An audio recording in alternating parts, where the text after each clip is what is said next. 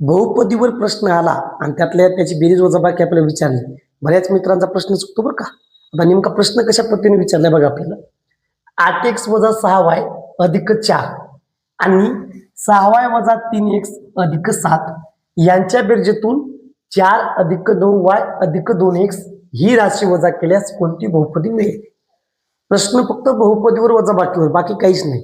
आता काय करायचं बघा तुम्हाला, या राशीमधून ही राशी अगोदर प्लस करायची, या दोन राशीच्या अगोदर बेरीज करायची आणि त्या आलेल्या उत्तरातून या राशीची वजाबाकी करायची.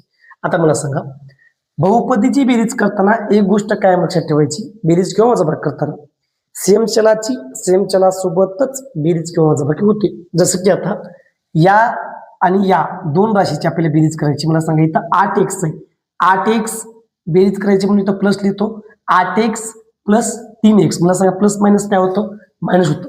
म्हणजे 8x मधून 3x काढले मी, राहिले आपले 5x. ओके, नंतर काय 6y. मला सांगा इथं -6y, इथं +6y.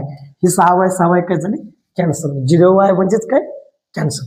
मग आता नंतर काय, हे +4 आणि इकडे +7 म्हणजे 7 आणि 4 काय झाले 11, म्हणजे +11. आता मित्रांनो, ही जी राशी आली ना, या राशीतून आपल्याला ही राशी वजा करायची. आता बघा सर, वजाबाकी चिन्ह देऊ आपण. इकडे काय दिले आपल्याला, 4 + 9y + 2x. ओके, आता बघा सगळा 5x या चलाची वजाबाकी यासोबत करावं लागेल. 5x मधून 2x काढले, मायनस प्लस मायनस होतं, किती राहिले 3x. ओके, आता मला सांगा, इथं y चल आहे पण इथं y चल आहे का, कुठं नाही ना. मग काय करायचं माहिती आहे का, हे मायनस प्लस मायनस होतात आणि 9 ला 9 म्हणजे -9y इथं लिहून टाकायचे. आता राहिले फक्त हे 11. आता इथं +11 आहे आणि इथे 4 आहे, म्हणजे कॉन्स्टंट पद आपण म्हणतो, स्थिर पद बिना चलाचं. हे 11 - 4 किती झाले 7.